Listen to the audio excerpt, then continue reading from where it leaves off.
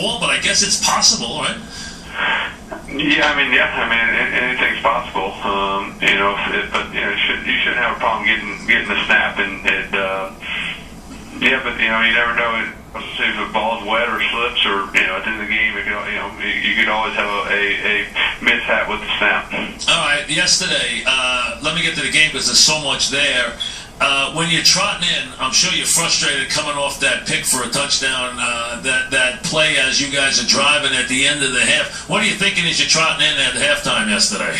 Yeah, I still obviously disappointed, upset that we were in that situation. I put our team in a situation we were down and giving up points, putting our defense in a couple other tough situations, given Tampa field position. So disappointed, but also knew we were only down 2 scores. Knew that we'd driven the ball well. We had some good drives, from the first drive to a couple others where we got down there and had to settle for some field goals and had some close opportunities to get some touchdowns. So still felt that we had the bad plays, the 3 bad plays and the interception. Besides that, we moved the ball pretty well and had a lot of success. So still felt I guess fortunate that we were only down 2 scores and still had a half to fight back, and felt like we could continue to move the ball and make some plays. Just had to eliminate the bad decisions. You had anything you wanted to your 2 targets. All day they set a record yesterday. First time guys have had over 175 yards, 2 receivers, and more than 10 catches. They both have incredible games yesterday, Cruz and Nix. And clearly, their game plan was they felt they weren't going to call a lot of holds because they held on almost every play. It was unbelievable. I'm sure you guys would discuss it in the huddle. They were holding. They were pulling they saw shoulder pads and jerseys. They were holding all over the field yesterday. Yeah, we got a number of pass interference calls, as well. There was only 4. I counted them. Had opportunities to hit some big plays. I think a lot of it just our guys were getting open. They were giving good moves and getting open, and I guess they felt their only chance. Hey, you guys gonna catch it anyway? Might as well try to get away with the pass interference. Maybe know I would call it, and no harm done. Since felt that our guys were getting open in the first place. So really a credit to our receivers for fighting. I always tell, hey, if the guy's holding you, don't give up. Keep fighting. Try to catch it. That's when it'll be obvious. As you keep going and they keep pulling on your jersey or hitting you. So receivers were getting open and then fighting through some stuff and still making some catches and some key plays in the game, especially in the fourth quarter. Amazing plays. Of course, we'll talk about Eli Manning, WFAN, WFN HD, WXRK HD3 at 6 o'clock. Straight up, this is Mike's on, Francesco on the Fan at 6 o'clock with Eli Manning, who joins me each and every Monday. He's in meetings today a little later than usual because Carolina is Thursday this week. The play to Cruz, take me through it, Eli. The play that obviously really got you back in the game and really broke their back. The play to Cruz, a big play. Just take me through it. Yeah, it's a play we ran it several times throughout the day, and Victor kept breaking in. The guys were playing outside a little soft, and he was breaking in and hitting them. And we called on the sideline and said, hey, next time we get an opportunity, that's if that safety comes down inside, since we've been breaking in so much, just if he gives you the outside, just run right by him, and they might be a little flat-footed. That's exactly what happened. They came with the blitz over his side. We picked it up. Rondé Barber came down expecting something quick, something breaking in, but Victor did a great job setting him up. Got outside of him and just kept running and got width and stayed away from the middle safety and hit him in stride, and he did the rest with his speed getting in the end zone. So a big play that put us in a situation where we were down 2 at that point, able to get the 2-point conversion and tie the game.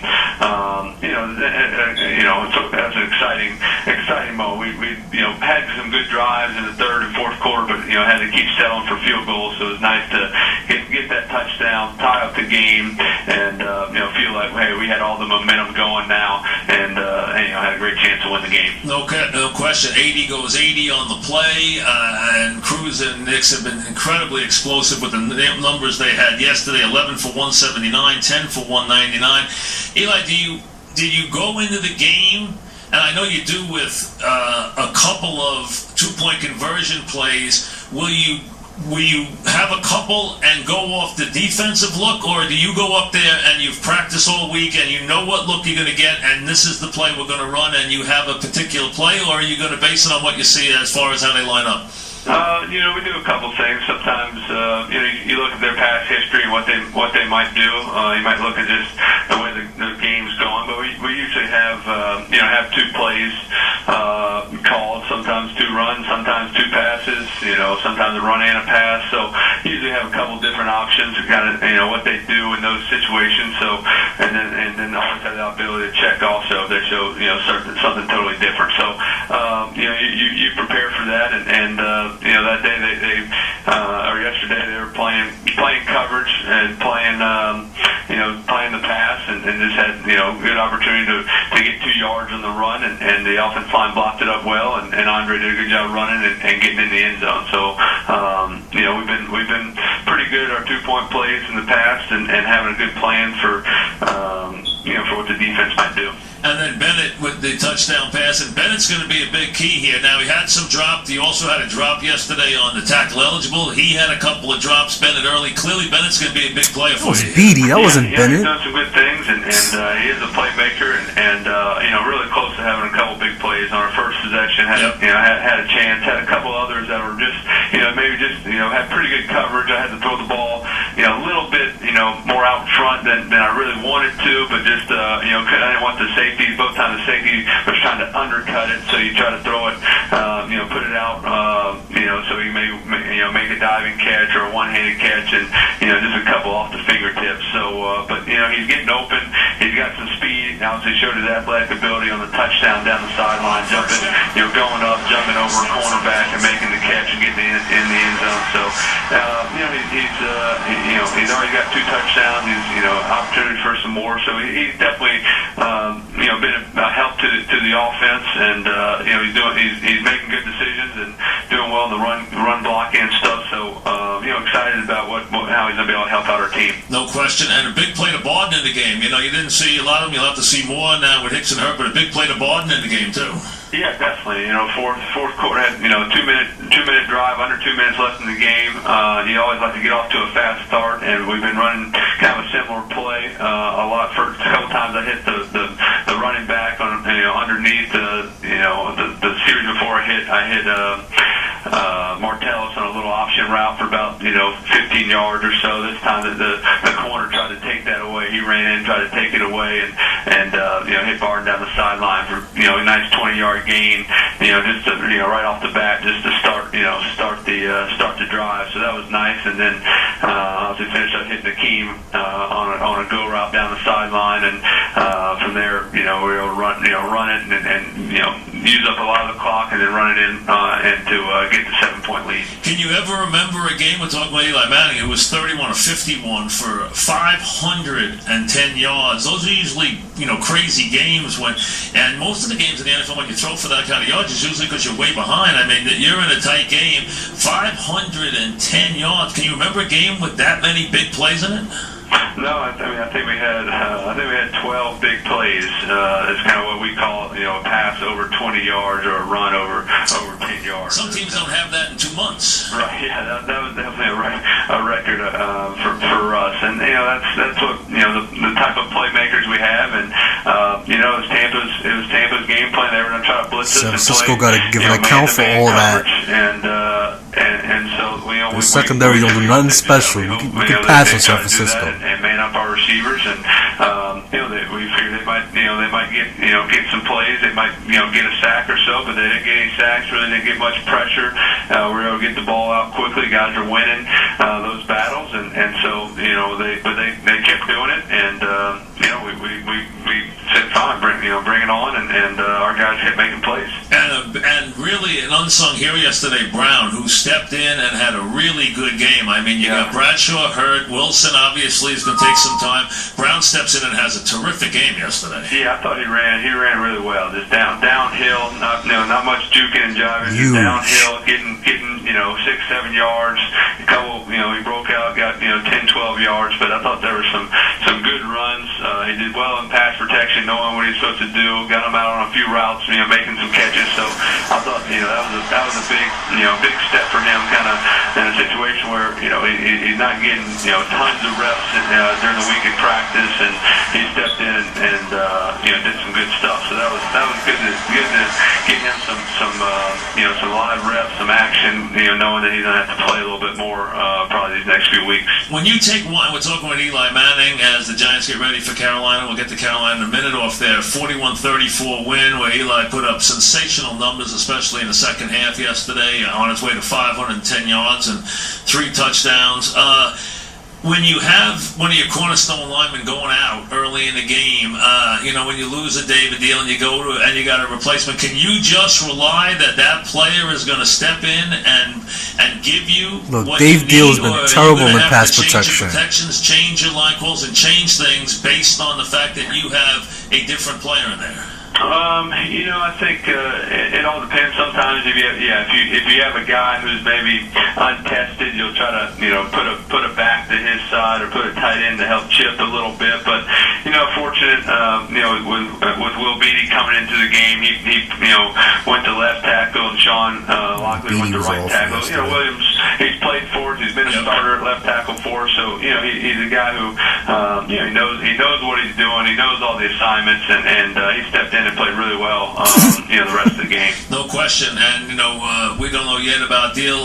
That's obviously anytime you don't want any of your linemen out. It seems like Deal's been there for a million years, doesn't it? He's almost been an indestructible player, as Tom called him. You don't expect a David Deal to get hurt, Yeah, you don't. He's been a guy who's been starting for 10 years now, and he's played left tackle, he's played right tackle. We've moved him around, and he just always seems to be there, but don't know the circumstances. I don't know if he'll be doubtful. He'll be ready to go this week, but hopefully we'll get him back real soon, and because he's a great leader of the team and does a great job. So, but obviously we have Will, have Sean, have guys who have played and feel that we can still go about our offense the same way. What's the hardest part for you of getting ready for a Thursday game on the road, which means very little time to prepare, one real full day of practice and a walkthrough? How about getting ready, getting geared up to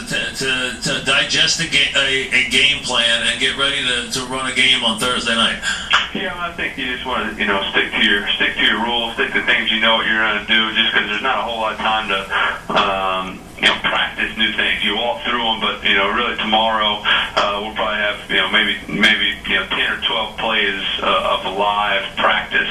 Mostly passing plays. That's something I really wanted to do, just so I get with my receivers, I get some action, some full speed, making decisions, making some throws, keeping your body used to moving in the pocket and hitting guys on the run and being accurate. So it'd be good for the receivers, I think, to run around a little bit. But you want the linemen to rest up, make sure they're physically feeling great for the Thursday game. So you just have limited live reps, but hopefully we're doing things. That we've been doing all training camp. You have a good feel for what's going on, and see what their game plan is, and make adjustments as the game goes. Usually you get your stuff on either late Tuesday or Wednesday. On this week, did you get your stuff last night, or did you get it today? No, I just got it today. I came in early today. We didn't have to be in until about 1 o'clock today. We came in early, just started watching film of Carolina, watching their last couple games, and just get a little sense of what they're doing, what their game plan is. We've played them in preseason last year. And see if they've changed up a little bit. The defense coordinator comes from Philadelphia, so there's some similarities, and that's kind of a mix between a Philadelphia and Chicago style defense. So, just trying to get familiar with the personnel a little bit. So I think that, and then today, I have the game plan now. Now I'll really start, watching more film, looking at the game plan, thinking about all the plays and circumstances. So it'll be a late night tonight, and the next 2 days is trying to, cram in all the preparation that I normally get in a full week. We think about a rebuilding Carolina, which just beat New Orleans yesterday, and is now 1-1. As we talked to Eli Manning, you used to know that you were dealing with Peppers and you were dealing with a John Fox defense. Now it's kind of a rebuild building a new Carolina team, so I'm sure, the defense doesn't really have the personality, or we just don't know as much about it as we used to know about Carolina. So it's kind of new. I don't know if it is for you, but it is for kind of us, because we haven't seen that much of this Carolina team, Right, and they have a lot of young guys, some young players who are talented, and they last year their defense is very good. They've made get turnovers and do some good things. So it's a matter of and offensively, they can be dangerous. And Cam Newton can run, he can throw, and their defense is done well. They've obviously contained New Orleans to some turnovers and not many points. And the week before they lost, but really Tampa Bay did not score many points, only I think 16 points. So they've played well, and so we just got to protect the ball and be better than that. But hopefully there'll be some opportunities to hit some plays. Now this Monday night's a different one because your brother's playing. Would you normally be? Now it's also a different week for you because you got to jam so much stuff in. Right. Would you normally watch the Monday night game, or would you not always watch the Monday night game? It's just a mix, kind of, depends. Usually, I don't always set up to watch a game. Maybe it depends who's playing. Maybe if I want to, go eat dinner or something, my wife will come home and watch the second part of it. And so it all depends on what's going on. But tonight I'll try to. I told Peyton I'll probably be studying some. I'll probably have it muted and watch the offense, and then study when Denver's on defense. So I'll watch Peyton go and get some studying of my own, and then watch them a little bit. Well, you had to feel pretty good about your team with that comeback yesterday. You don't want to be 0-2, that's for sure. I mean, obviously, you don't want to open up with 2 losses at home. So that comeback and that fourth quarter display by you and your receivers, you had to be pretty happy with what you did yesterday. Yeah, I was happy. I was happy with the team and how we responded, and obviously, easily defense could have got frustrated or down on me, and they did a great job in the second half, not giving up touchdowns early on, and not keeping us in the game. They're getting some turnovers there in the third quarter. So they kind of we were driving, we were doing some good things. We just couldn't quite get touchdowns. Had to keep settling for field goals, but they were still getting having some 3 and outs, getting the ball back to us quickly, and giving us opportunities to get back in the game. And then offensively, we stayed with the plan, and didn't force things in the second half. Didn't say, we got to start trying to make plays now. We just ran our offense and maybe dink and dunk, and if they gave us an opportunity to get down the field, we'd take it. So I was proud of how we stayed cool, stayed confident, and fought our way back into the game. And this is a new day for Giant fans. Not many times have the Giant fans heard that they have the most explosive pass offense in the NFL. You hear that now. Eli and his guys, he's got as good a pass as explosive a pass offense as there is in the league. It's been a long time for Giant fans, not used to hearing that, Right, well, yeah, and, Giants are obviously known for running the ball and playing defense, but, the game's changing a little bit, and that's why we've drafted receivers and brought in tight ends and drafted offensive linemen, so we can, who can pass block, and brought in a quarterback. So, we got the passing game has got to be successful. It's got, the running game's got to be on target also. So when both are clicking and you can